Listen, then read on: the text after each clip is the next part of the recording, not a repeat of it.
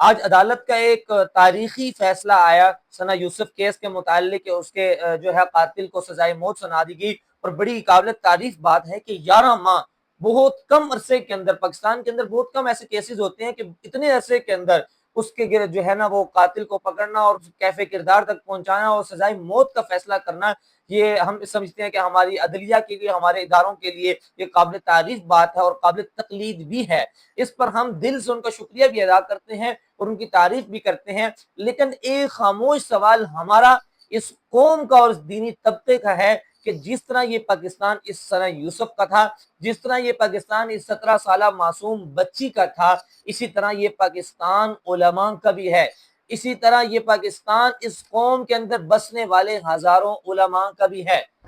اگر 11 ماہ کے اندر ثنا یوسف کے قاتل کو پکڑا جا سکتا ہے، اس کے قاتل کو کیفر کردار تک پہنچایا جا سکتا ہے، سزائے موت کا فیصلہ سنایا جا سکتا ہے، تو پھر اسی ملک کے اندر شہید کیے جانے والے علماء کے قاتل کو کیوں نہیں پکڑا جا سکتا؟ کئی سال گزر گئے، قاتل کو سزا دینا تو دور کی بات، پکڑے بھی نہیں گئے۔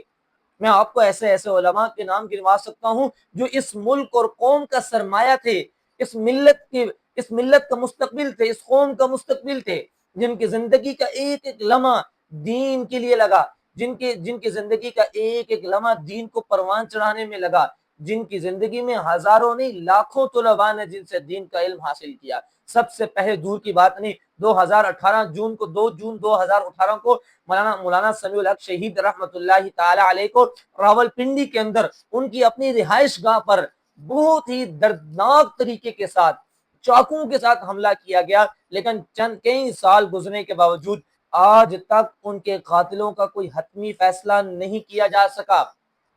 2023 کے اندر انہی کے صاحبزادے مولانا حامد الحق شہید رحمت اللہ علیہ کو اکوڑا خٹک کے دارالعلوم حقانیہ اکوڑا خٹک کی مسجد کے اندر ایک دھماکے کے ساتھ شہید کیا جاتا ہے، لیکن آج تک اس کیس کی کوئی انویسٹیگیشن نہیں، کوئی قاتل سامنے نہیں آیا، سزا تو دور کی بات ہے۔ ہمارے مولانا ڈاکٹر عادل خان شہید رحمت اللہ علیہ کراچی کے گلیوں کے اندر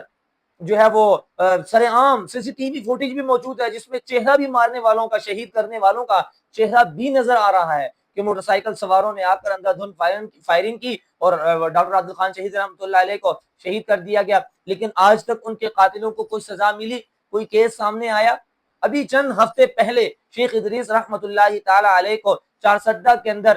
جو ہے نامعلوم افراد کی فائرنگ سے وہ شہید ہوئے، وہ نامعلوم ہی رہ جاتے ہیں، سالہ سال گزر جاتے ہیں، لیکن ہمارے اداروں کے ہتھے نہیں چڑھتے، وہ سالہ سال ان کو انصاف نہیں ملتا۔ تو چند ہفتے پہلے کی بات ہے، وہ شخصیت، نورانی چہرے والی شخصیت جس کی درسگاہ کے اندر ہزاروں طلباء بیک وقت ہوتے تھے، جو 2 مدرسوں کے شیخ الحدیث تھے،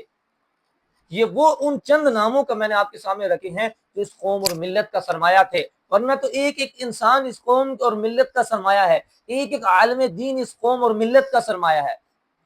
میں کسی پر اعتراض نہیں کر رہا، لیکن اگر ایک ٹک ٹاک پر فیم ہونے والی شخصیت کا انصاف 11 ماہ کے اندر مل سکتا اور ملنا چاہیے،